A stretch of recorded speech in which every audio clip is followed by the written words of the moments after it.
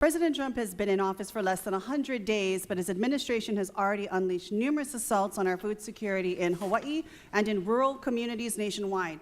The cuts to SNAP and work requirements proposed and imposed by this administration and congressional Republicans will result in families losing food off their tables, and too many children will go hungry.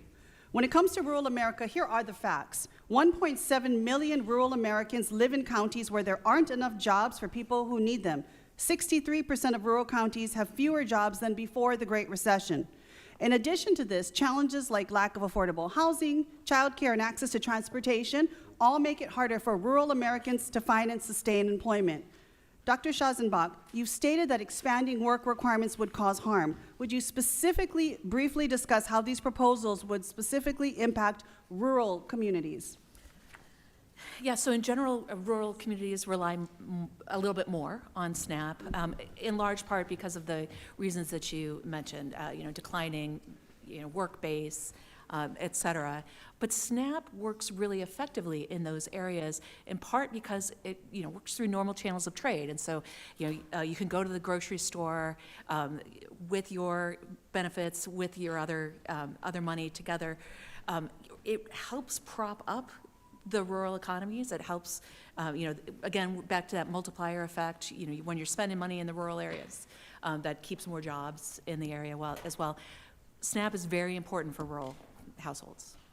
Thank you. So to lift up our rural residents and our rural economy, and to put it bluntly, for many rural Americans, Republicans' efforts to raise work requirements is essentially sentencing them to starvation because of where they happen to live. Across the country, millions of Americans are frustrated with the high cost of living, especially with the price of their groceries. Rural communities are absolutely no exception. The difference is that SNAP participation rates are higher, as you mentioned, in rural areas.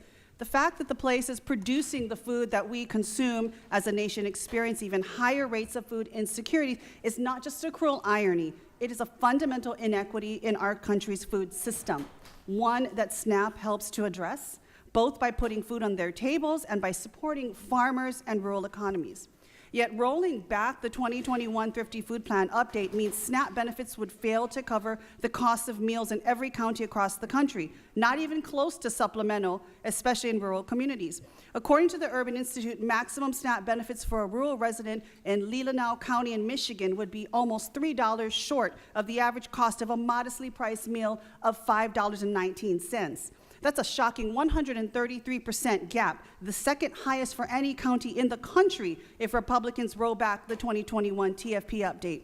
Tito, Blaine, Camas, and Custer counties in Idaho, Lincoln and Teton counties in Wyoming, and Nevada and Sierra counties in California would all see over a 110% gap between SNAP benefits and the cost of a moderately priced meal in those areas. Pierce County, Wisconsin would see a 91% gap, and in Dodge County, Minnesota, an 87% gap. The list goes on, but the bottom line is this: rural communities will not survive these SNAP cuts.